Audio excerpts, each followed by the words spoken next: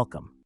We gather here to dissect, to admire, perhaps even to critique the Grand Budapest Hotel, a film that stands out in Wes Anderson's filmography for its unique aesthetic and storytelling techniques. Unique? Certainly its flair for the theatrical parallels tales I've spun.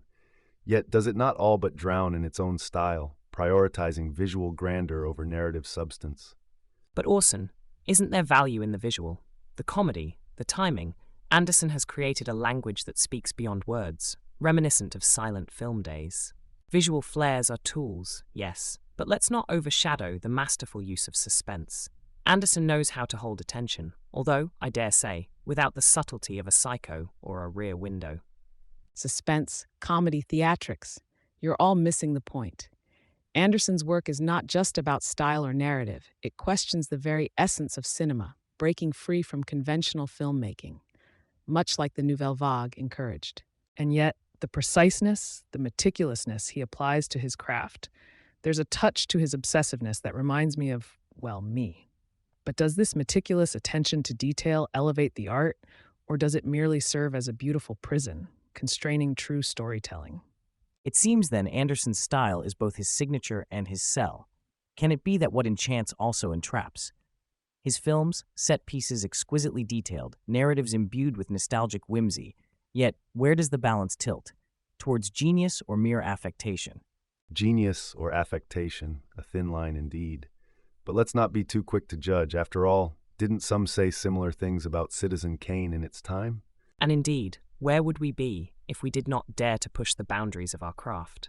Mistakes, extravagances, they are all part of the creative process.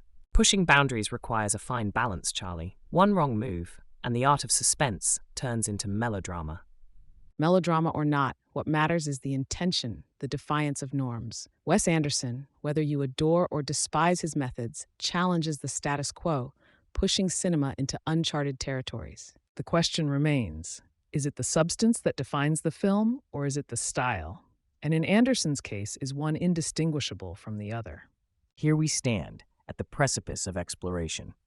The Grand Budapest Hotel awaits. Let us dive into its depths, uncovering the layers Anderson has so intricately woven together. Shall we?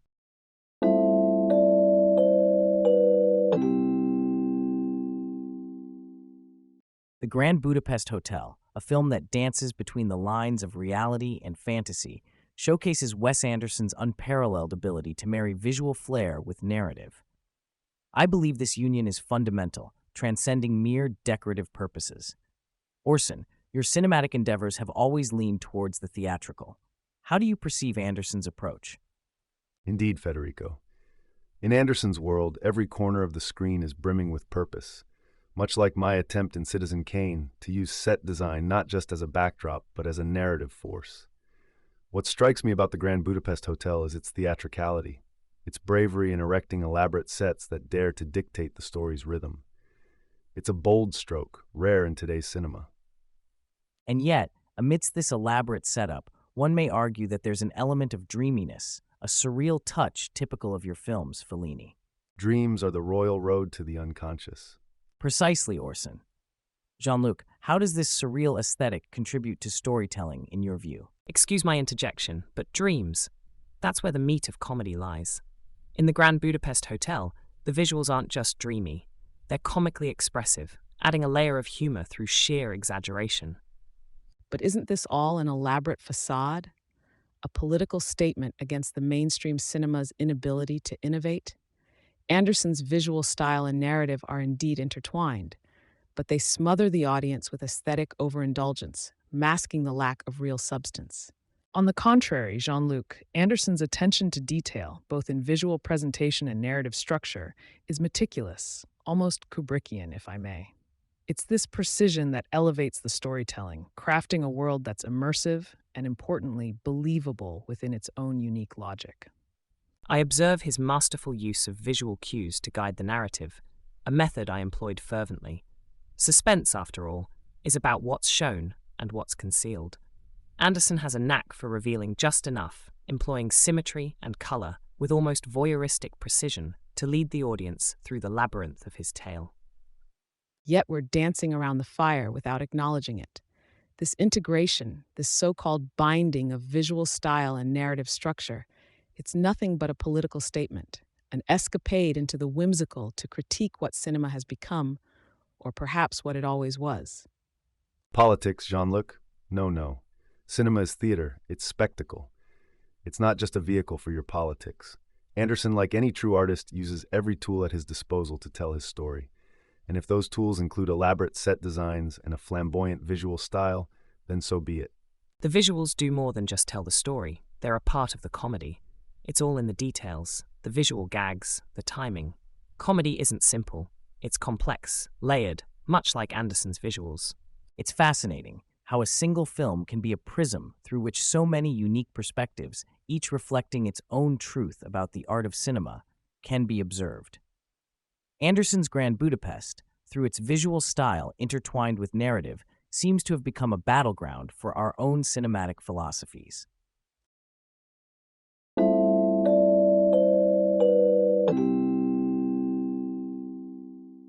Let's explore symmetry and color in the Grand Budapest Hotel. Anderson's use of these elements is, in my view, nothing short of extravagant. Alfred, what's your take on how these elements build suspense? Color and symmetry, when used effectively, can guide the viewer's eye in a manner most precise, creating tension without a word spoken. In Vertigo, for example, the use of color accentuated emotional states. Anderson does something similar, but with a palette that's more whimsical. Whimsical? It's theatricality for the sake of it. Though I admit, the symmetry does add a dynamism to the narrative, much like a carefully staged play. But let's not mistake ornamentation for substance. Precisely, Orson. This obsession with symmetry, with color, its aesthetic tyranny, a political statement perhaps against the chaos of real life, or against cinema that dares to break from the norm. Both of you miss the point. The meticulous attention to color and symmetry in Anderson's work is not mere ornamentation, but a tool for storytelling. It requires a perfectionist's eye, an understanding of how visuals can be just as critical to the narrative as dialogue or plot. And yet, there's a charm to it, a comedic quality that's enhanced by these elements. The visual comedy supports the narrative, much like the physical comedy in my own films. It's expressive, a language of its own. But doesn't this tightly controlled aesthetic risk overshadowing the story, Stanley? On the contrary, Federico, it amplifies it. Every frame is deliberate, contributing to an immersive world. It's about control, yes, but also about depth, a layered experience that invites multiple viewings. Layered, or just pretentious? It's easy to hide behind a facade of symmetry and color, to lose the essence of storytelling in the process. Godard, you're one to talk about pretension. Anderson uses these elements to guide us, to create suspense, to direct our gaze. It's masterful. Guide us? More like lead us by the nose. True, it creates a unique visual language, but one that sometimes feels more like a straitjacket than a means of expression. Perhaps, but within that straitjacket, there's a freedom. The actor's expressiveness, the story's eccentricities, they flourish within Anderson's structured world. It seems we are divided. Anderson's approach, be it tyranny, mastery, straitjacket, or freedom, is undeniably distinct. This push and pull between form and content, between structure and spontaneity, it's what gives the Grand Budapest Hotel its unique place in cinema.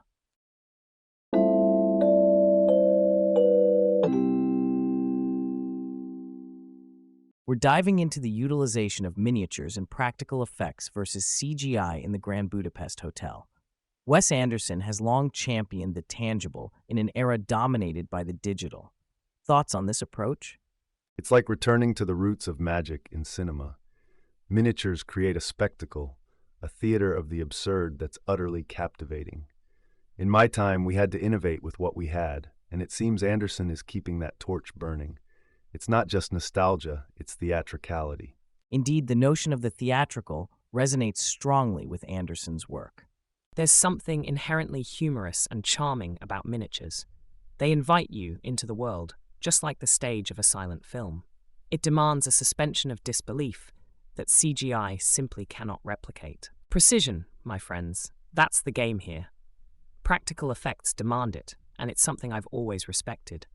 In The Birds, we blended live action with mechanical effects to maintain a grip on the audience's nerves.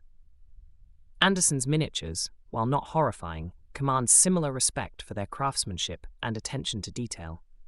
But let's not delude ourselves into thinking this is just a quaint return to form. Anderson's rejection of CGI is a tacit critique of modern cinema's over-reliance on technology.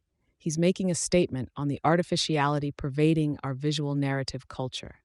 The technical challenges that miniatures and practical effects present are monumental, but overcoming them, as Anderson does, shows a certain purity in filmmaking. It's about problem solving, about orchestrating a dozen elements to achieve a single believable moment. Much like my work in 2001: A Space Odyssey, it's engineering art. Exactly, Stanley. It's about wrestling with the physical medium, bending reality to our vision. Though, let's be honest, isn't there an irony in decrying the artificiality of CGI while celebrating the artificial constructs of miniatures? Both are illusions, after all. But it's the quality of the illusion that matters, Jean-Luc. The tactile nature of miniatures, the shadows they cast, the light reflecting off their surfaces, these details compel belief in a way that pixels cannot. Silence and expression carried my films. Miniatures and practical effects carry a similar, unspoken narrative power. They speak without speaking, much like the best of cinema. A spirited discussion, the tactile versus the digital, the real versus the created. It seems Anderson's choice resonates with each of you, albeit in different harmonies. Let's carry this passion forward as we explore the impact of direction on actor performances.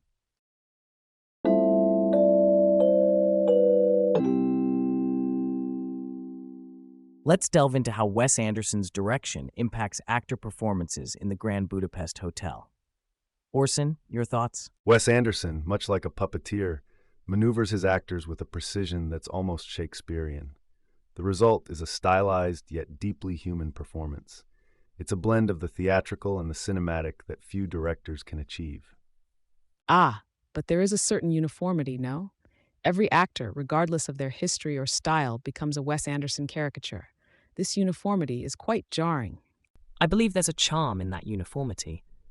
Wes uses actors not just for their ability to emote, but as part of the overall visual spectacle. It's akin to the silent era, where expression triumphed over dialogue. The precision in their performances speaks to Anderson's meticulous nature. Each frame, each moment is calculated. It's not about stripping actors of individuality, but harmonizing their talents with the film's aesthetic. Much like my approach in 2001: A Space Odyssey, it's about control and purpose.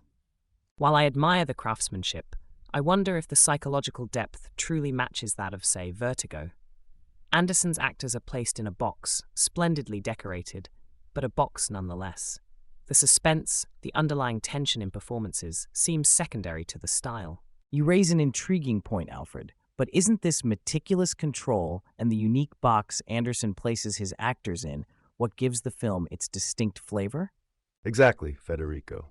Yet Jean-Luc's critique of uniformity cannot be dismissed. There's a fine line between style and monotony. It is more than just a fine line, it's a chasm. The question is, does Anderson fall into it? But consider, Jean-Luc, the expressiveness, the pure visual storytelling that comes from this approach. Does it not remind us of the power of cinema beyond words? There's a science to it, much like any aspect of filmmaking. Anderson's methods may seem rigid, but the emotional output is undeniable. The calculation doesn't detract, it enhances. A calculated approach, yes, but at what cost to spontaneity? The real suspense comes from uncertainty, something that might be lost in such a controlled environment. But Alfred, remember the layers. The Grand Budapest Hotel is like a complex character itself, made richer by Anderson's direction. Can we not appreciate the orchestra, even if the conductor is strict? Perhaps. But when every musician is constrained to the exact same beat, where is the room for rebellion, for the unexpected note that changes everything?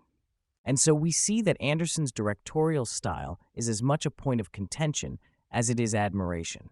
Whether it confines or liberates, it undeniably leaves an imprint on both the actors and the audience.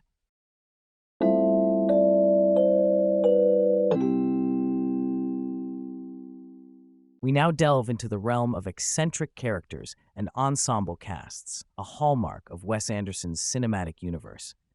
How do these elements contribute to storytelling, particularly in the Grand Budapest Hotel? Orson, can you kick us off?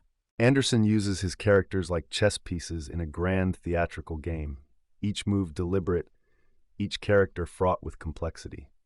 The Grand Budapest Hotel reminds me of the ensemble in Citizen Kane, where characters are not just part of the narrative, but the narrative itself. Complexity and depth are not merely suggested but demanded by the viewer. Quite right, but let's not forget the simplicity on the surface. Much like my films, where the tramp's actions speak volumes, Anderson's characters, with their eccentricities, manage to convey a depth of emotion and narrative through minimal dialogue. It's the visual storytelling that sets him apart. Yet is this not merely a replication of the bourgeoisie's eccentricities for entertainment? Anderson's films, they masquerade as critique but end up glorifying the very essence they aim to critique. The Grand Budapest Hotel is no exception, a beautiful facade but lacking the political depth. Godard, you miss the forest for the trees. The psychological complexity of these characters, eccentric or not, serves as a mirror to the human condition. My approach has always been one of meticulous planning and deep psychological exploration, something I can appreciate in Anderson's work. Their eccentricities are not mere quirks, but windows into their souls. I find the use of eccentric characters to be a double-edged sword in creating suspense. While they certainly add flavor to the narrative, there's a risk of them overshadowing the plot, something I carefully balanced in my own work. Anderson walks this tightrope in the Grand Budapest Hotel, using character eccentricities to drive the story while maintaining suspense. It's a fine line. And yet, these ensemble casts and eccentric characters are what endear Anderson's films to us, offering a tapestry of humanity in all its flawed beauty. Federico, to describe it as a tapestry, does it a disservice. It's a living, breathing organism where each character, no matter how small their role, contributes to the vitality of the whole. That's the crux, isn't it? It's in these idiosyncrasies, these peculiarities, that we find the universal. Anderson doesn't just show us a character, he shows us ourselves, reflected in the extravagant, the ordinary, and the mundane. But at what cost? The indulgence in style over substance, whimsy over critique. We risk becoming enamored with the spectacle and missing the essence. The essence, Godard, is sometimes in the spectacle itself. The meticulous crafting of these characters and the world they inhabit serves a deeper understanding. It's not about the spectacle overshadowing substance, but rather the spectacle as substance. Indeed, the devil is in the details, and Anderson's approach to character building through eccentricity is a testament to that. It's not just about making characters quirky, it's about making them memorable, something that stays with the audience long after the film has ended. Memorable indeed. Each character, no matter their eccentricities, carries a piece of the narrative, making the Grand Budapest Hotel not just a film but an experience.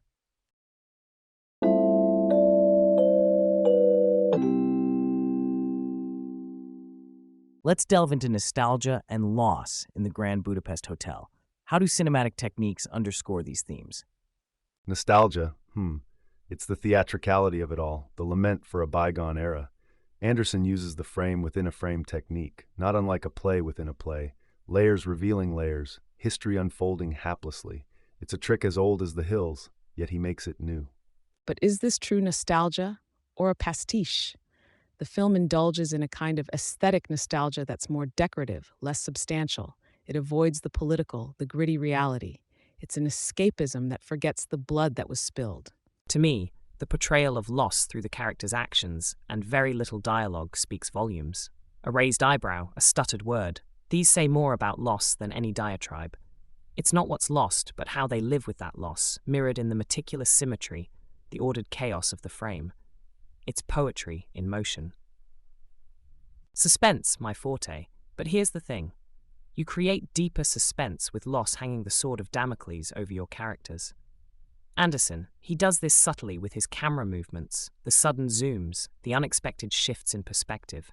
It's not merely loss, it's the anticipation of loss. You're all missing the strategic use of color and aspect ratio. It's not mere decoration. These choices are intellectually engaging, altering our perception of time, making us acutely aware of what's lost and what's nostalgically recalled. It's a deliberate manipulation of sensory experience to evoke memory and emotion. Fascinating. Yet Jean-Luc finds it a pastiche, while Stanley sees intellectual engagement. Can nostalgia ever be authentic in film? Authenticity in nostalgia is a myth. Every attempt to capture it is already a distortion. Anderson's film, while technically marvelous, glosses over the messiness of real nostalgia, the pain of true loss. It's too clean, too whimsical. But Jean-Luc, must you always see the glass as half empty? Can't the gloss itself serve as a mirror to our own embellished memories? After all, memory is inherently unreliable, a play of lights and shadows. Exactly, Orson. And sometimes it's not the authenticity of the memory that counts, but the feeling it evokes. Anderson's film makes us feel a certain longing, a bittersweet ache. Isn't that the very essence of nostalgia? Feelings aside, it's the craftsmanship in evoking these emotions without resorting to melodrama. The elegance lies in the restraint, the understatement. Hitch my ride on this. Subtlety in suspense is akin to the subtlety in nostalgia. Craftsmanship, yes, Alfred, but we must not overlook the intellectual challenge it poses. The film invites us to discern between genuine nostalgia and a constructed narrative, a puzzle wrapped in a visual spectacle. So it seems, while nostalgia and loss are painted with different brushes, they converge on the canvas of the Grand Budapest Hotel through technique, emotion, and intellectual engagement, creating a mosaic of past and present, reality and artifice.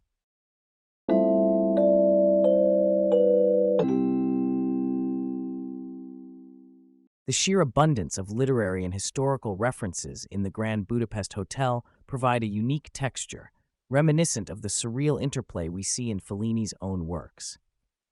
Gentlemen, how do these elements contribute to or detract from the narrative for you? Well, I find the inclusion of these literary references akin to the layers of a Shakespearean play. You have the surface story, and then you have this deep well of references that add complexity. In Citizen Kane, I used history not as a template, but as a launching pad for exploring deeper truths. Anderson does something similar, though, in a much whimsical fashion. But isn't there a risk of becoming overly indulgent? When I made Breathless, every frame, every jump cut was a rebellion. Anderson's use of literature and history, to me, feels more like a carefully constructed diorama than a statement. It's clever, yes, but where is the critique? It's cinema as pastiche rather than cinema as art. But don't you think there's an artfulness in how he weaves these elements seamlessly into his narrative? Seamlessly, perhaps too seamlessly. It's as if he's avoiding the sharp edges that truly cutting art requires. I disagree, Jean-Luc. The meticulousness in Anderson's approach reminds me of my own work on 2001: A Space Odyssey. Every historical and literary reference is a deliberate choice, not mere decoration. They serve to immerse the audience further into the world he's created, much like the layers of detail I used to build the universe of 2001. I'm inclined to side with Stanley here. Precision in detail can elevate a narrative, giving it a universality. In Psycho, the devil was in the details. Anderson's approach, using literature and history, enriches his storytelling, providing a tapestry that's both complex and accessible. Both of you talk of enrichment and detail, but let's not forget the human element. The film's narrative, much like my own in modern times, uses these references to speak on a personal level. The history and literature deepen the emotional resonance, making the story not just a collection of references, but a vessel for shared human experiences. Charlie makes an excellent point. It's the emotional core that matters. Anderson might dress his narrative in finery, but at its heart, it's the emotion, the human experience that connects. Just as we aim to do in Touch of Evil, the setting, the references, they're all there to serve the story's heart. But should we not push for more than just connection? Should cinema not challenge the viewer, provoke thought beyond the superficial layer of shared experience? Provocation for provocation's sake is no virtue. The integration of history and literature does provoke thought, but it does so by inviting the viewer into a world both familiar and alien. That in itself is a form of challenge, a challenge to perceive the world in new hues. So it seems we circle back to storytelling as both an art and a craft. The use of literature and history in Anderson's work, much like in our own, is not merely decorative, but foundational, enriching the narrative soil from which unique cinematic experiences grow. Foundational, perhaps, but the floor of one's foundation can either be a launch pad or a limit. Let's not forget that. A fair point to consider.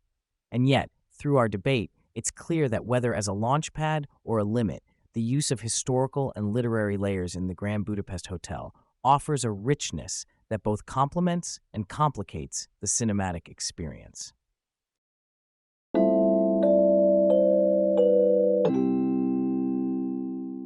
Let's dive into the seamless integration of humor and drama in Wes Anderson's films. There's a certain flamboyancy in how these elements are married. Orson, what are your thoughts on this blend? There's a theatrical essence in mixing such distinct spices. It's the art of deception, really. My Citizen Kane touched upon drama with jocular edges, but Anderson, he dances on this line with grace and a smirk. Grace? More like a naive stumble. True, films like About to Souffle flirted with this blend, but with purpose. Anderson's approach feels like an exercise in aesthetics over conviction.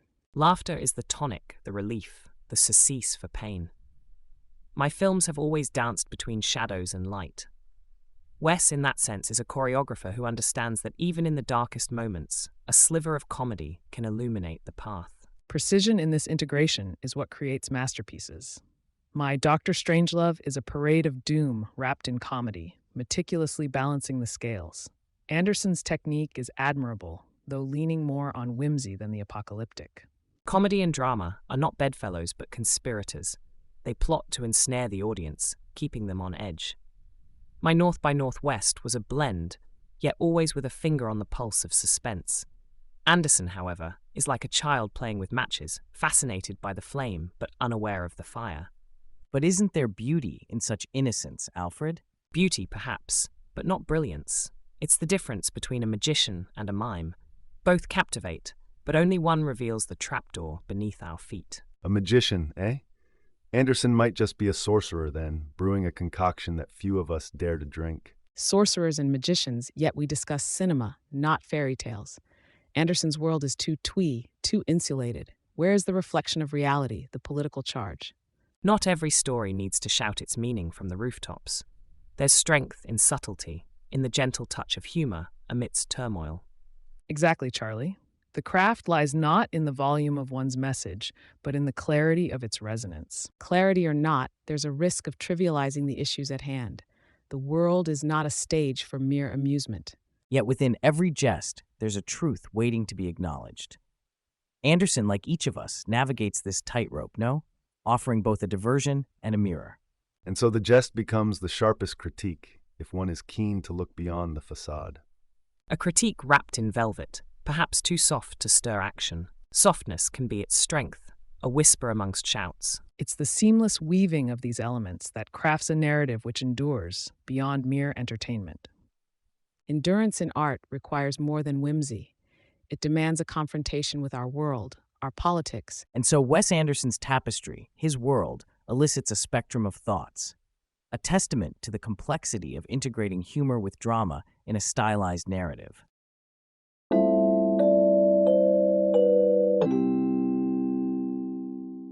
Let's delve into Wes Anderson's distinctive world-building in the Grand Budapest Hotel.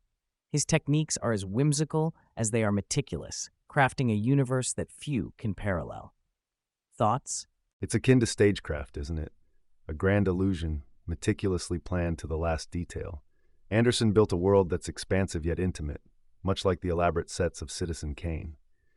However, where Kane's Xanadu felt hollow at its heart, Anderson's hotel pulses with life. Precision, that's the key. Anderson's approach reminds me of my work on 2001: A Space Odyssey.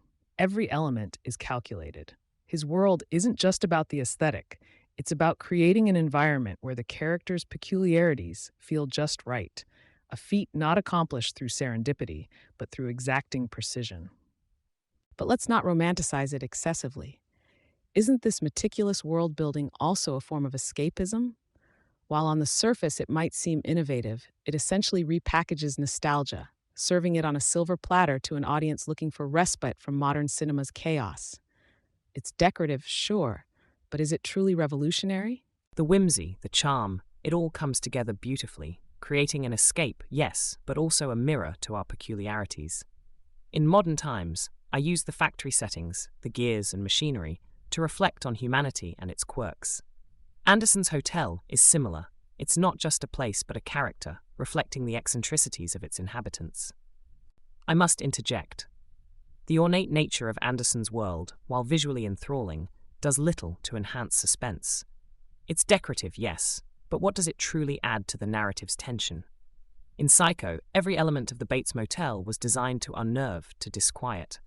Anderson's hotel, by comparison, seems more like a playground than a battleground. Yes, but isn't there method in his madness? The hotel, with its precise symmetry and color palette, functions almost like a living, breathing organism. It's not just about creating a visually pleasing aesthetic, it's about constructing a universe where the story can unfold in its own unique rhythm. Indeed, the devil is in the details, and Anderson knows this better than anyone. The layers of his world are what make the Grand Budapest Hotel such a captivating watch. You're not just observing, you're invited to explore, to uncover the intricacies of this crafted universe. Yet one wonders, do these intricacies serve the narrative, or do they distract? Anderson walks a fine line between genius and indulgence. For every admirer of his crafted universe, there's a skeptic who sees it as mere window dressing, an elaborate but ultimately empty shell. The beauty of it, though, is in that very debate. The world Anderson has built may not be to everyone's liking, but it challenges us, provokes discussion. Isn't that what cinema is all about? Not just to reflect the world, but to question it, to turn it on its head and examine it from all angles. A fair point. No matter where one stands on Anderson's aesthetic, his dedication to world building is undeniable. In creating the Grand Budapest Hotel, he has undoubtedly left a mark on the world of cinema, one that prompts discussion and dissection. That in itself is a form of genius. A vibrant exploration indeed. Anderson's world, whether seen as a meticulously crafted haven or a beautifully adorned distraction, challenges our perceptions of storytelling and aesthetic in cinema.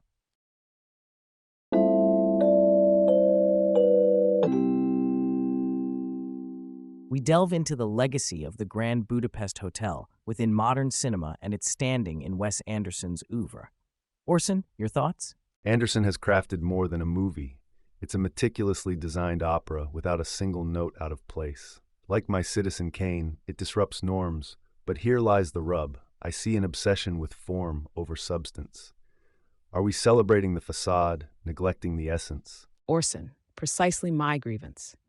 Anderson's work, while visually arresting, often lapses into aesthetic indulgence. This film, though rich in detail, sometimes feels like an elaborate confection, delightful, yet lacking in nutritional value. A critique of Anderson, yes, but also of the industry's tilt towards style over revolutionary substance. Both of you seem to miss the forest for the trees. The detail, the symmetry, they're not just ornamentation. They're integral to world building, creating a universe as immersive as the monolith in 2001. This meticulous craft is what sets the Grand Budapest Hotel apart, elevating it beyond mere storytelling. I must interject. The devil, as they say, is in the details, and Anderson's film thrives on them. However, let's not overlook the narrative intricacy and suspenseful elements that hook the audience. It's a balancing act, akin to Vertigo, where visual splendor and storytelling prowess intertwine, enhancing the suspense. There's truth in all your words, but let's not disregard the sheer joy and nostalgia the film evokes. Its legacy, akin to the laughter in modern times, resides in its capacity to convey profound themes through a seemingly whimsical facade. The expressive depth behind every character, every frame, speaks volumes, transcending the visual to touch the soul. Indeed, but Jean-Luc, does its placement in Anderson's filmography not denote a pinnacle of his unique style? Yes, a pinnacle, but also a prison. Anderson's signature style, while unique, has become a gilded cage. The Grand Budapest Hotel epitomizes this, exceptional yet trapped by its own aesthetics. His filmography, while impressive, risks stagnation if it continues down this path of aesthetic overindulgence. Enough, Jean-Luc. A gilded cage, perhaps, but one that opens doors to myriad narratives, each more intricate than the last. Anderson's legacy, with the Grand Budapest Hotel as its crown jewel, will inspire filmmakers to pursue their vision, unfettered by conventional norms. Inspiration, that's the crux. Regardless of one's stance on Anderson's storytelling or aesthetics, his influence is undeniable. The Grand Budapest Hotel has etched itself into the fabric of cinema, challenging and inspiring future generations to dream bigger, design more meticulously. And let's not forget, amidst these debates, the pure, unadulterated joy it brings to audiences worldwide.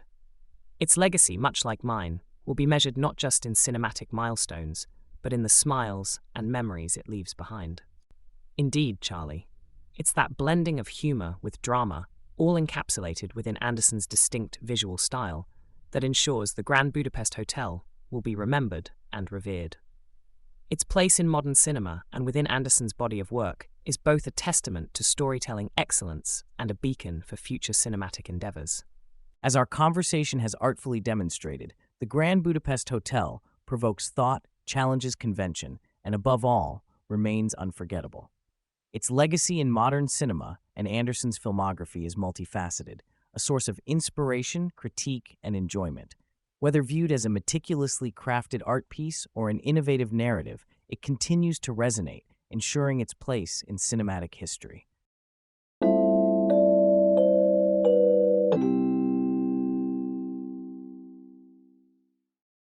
Our sojourn through the Grand Budapest Hotel concludes, yet the echo of our discourse reverberates. Thoughts, gentlemen? This film, a meticulous construct of a bygone era, reflects not merely the past, but also Anderson's critique of the very essence of story. Like Cain's Xanadu, it is a monument, albeit one to the whimsy of human endeavor. A critique? Wes Anderson plays with nostalgia like a child with his toys, unaware of the world burning around him. It's escapism, not critique. Escapism or not, the craftsmanship is undeniable. The rigor in composition, the deliberate pacing, it's akin to the methodical madness in A Clockwork Orange. Every frame, a painting, every moment, engineered with precision. That demands respect. Yet what is precision without soul? The true essence of film lies in its ability to move, to touch hearts. Anderson's work, while visually sumptuous, sometimes skirts the edge of being sterile. Sterility, Mr. Chaplin? On the contrary, there's a palpable tension in the Grand Budapest Hotel, a suspense born from its narrative layers and character arcs, not unlike my Vertigo. Anderson leverages style to amplify substance, making the aesthetics inseparable from the suspense. But let us not forget, a hotel, grand or otherwise, serves as mere backdrop to the human drama.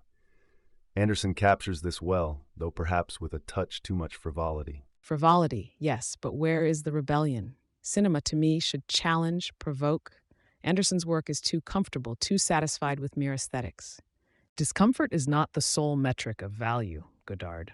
There's a subtlety in Anderson's world-building, a meticulousness that's both an homage and a reinvention of cinema's past. It's not about provocation. It's about invitation to a world meticulously crafted. An invitation, maybe, but to what end? We laugh, we marvel, we depart. Does the Grand Budapest Hotel linger in the soul, stir the mind? It lingers, yes, in its own peculiar way. Anderson's filmography, with the Grand Budapest Hotel as its jewel, does not scream from the rooftops but whispers in the corridors of our imagination long after the credits roll. Imagination, indeed. The film constructs a maze, much like my labyrinth of loneliness.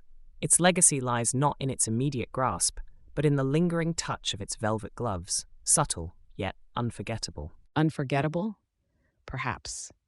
But the legacy of cinema is written by those who dare to rip up the rulebook, not those who neatly color within the lines. But to master the art, one must first learn the rules, or in Anderson's case, learn them in order to bend them into a grandiose layered confection. It's a symphony of color, character, and whimsy. Ultimately, the film's place in the annals of cinema and its impact on future filmmakers will be determined by its ability to inspire. Its meticulous craft, its blending of the comic and the tragic, these are the elements that will endure. And so, in its unique language, the Grand Budapest Hotel speaks of time, loss, love, and the inexorable beauty of life. Perhaps that, in itself, is a legacy worth cherishing. A tapestry of opinions for a film that, like a fine tapestry, reveals more upon closer inspection. Our discussion, heated yet enlightening, mirrors the complexity of the Grand Budapest Hotel. We close this chapter, gentlemen, but the conversation undoubtedly will continue beyond these walls.